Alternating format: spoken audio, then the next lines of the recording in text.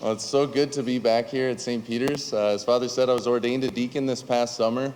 I spent my summer in a parish in Sioux Falls, and now I get to come here back to St. Peter's, where I've been blessed to be here for the last 3 years, and get to continue my last year of seminary here, deaconing once a month here on the Sunday Masses. And what's amazing about this Sunday, kind of a fun fact, was the readings that we just heard were the same readings that were read the first time that I came to St. Peter's.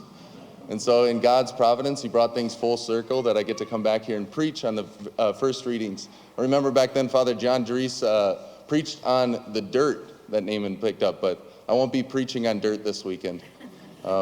Instead, one of the themes that struck me was the identity of those that Jesus healed, the identity of the people that Jesus worked in and even praised the faith of.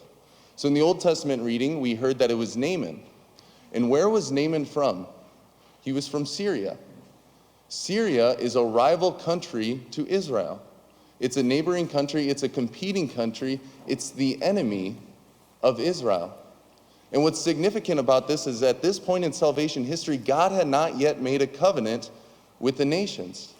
He had only made a covenant with Israel. And so here we have God working outside of the people of Israel and working in a country that is is competitive with Israel. He's working in the heart of a competitor. And then we fast forward to the gospel reading, and who is it that Jesus heals? Well, he heals 10 lepers, but only one of them he praises the faith of. And who was that? It was a Samaritan. And who are the Samaritans? Well, the Samaritans are ethnically Jewish, so at one point in their history, they were Jewish. But at that point, they turned their back on their people, on their nation, on their country, and on their God in order to worship in the way that they wanted. So the Samaritan isn't just a foreigner. The Samaritan is a betrayer. And not just any betrayer, but one that turns his back on his own family. And so here we have God working in a competitor and God working in a betrayer. And we're confronted by this fact that God desires all people to encounter salvation.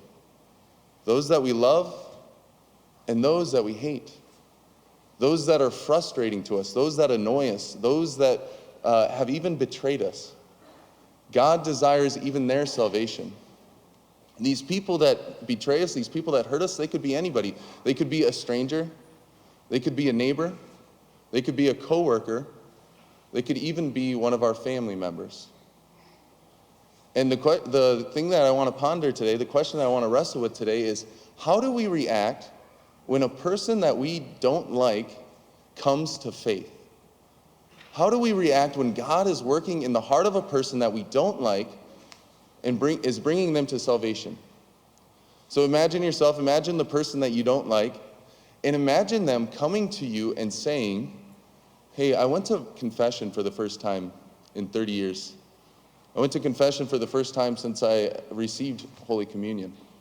Or, hey, I was reading online about some of the church's teaching. Is there like a class I could take to learn more about the faith? Or, hey, I went to Extreme Faith Camp and I encountered the Lord in a powerful way. What is going on in our heart when we see the person we don't like saying these things? Well, our initial reaction is actually disappointment. Because all of us have this broken part of our heart that loves to see others fail. We have this part of our heart that when we look at the person that we don't like, we actually rejoice when they crash and burn. And it's that part of our heart that Jesus wants to heal today. Jesus wants to heal that part of our heart that likes to see our competitors burn. And rather, he wants to help us to have a heart like his, a heart that rejoices wherever faith is found. He wants to cultivate in us a heart that truly rejoices whenever faith is found, whether it's in the hearts of those people that we love or even the hearts of the people who have betrayed us. And so how do we, people here at St. Peter's, how do we, brothers and sisters in Christ, cultivate this heart? I think we can do so today at Mass. I think there's an opportunity for us to cultivate this heart that rejoices wherever faith is found. So in a little bit, Christ himself will become present on the altar. Jesus will become present, body, blood, soul, and divinity on the altar, and he will come off the altar into our hearts in Holy Communion. After you receive communion, you will go back to your pew, and there'll be a moment for meditation. And today I want to invite you to give thanks that other people got to receive Holy Communion today. I want you to give thanks that the people next to you got to receive Holy Communion today. Your sister, your brother, your spouse, your parents. Give thanks that they got to receive the heart of Christ today in the Holy Eucharist. And then give thanks for the people in the pews around you, maybe the people that you've been sitting next to for 30 years. Give thanks that Jesus came into their hearts today in Holy Communion. Today, meditate on the fact that Christ desires the salvation of all people. And if we do that, brothers and sisters, we will become a people whose hearts are like Christ's, a heart that rejoices wherever faith is found.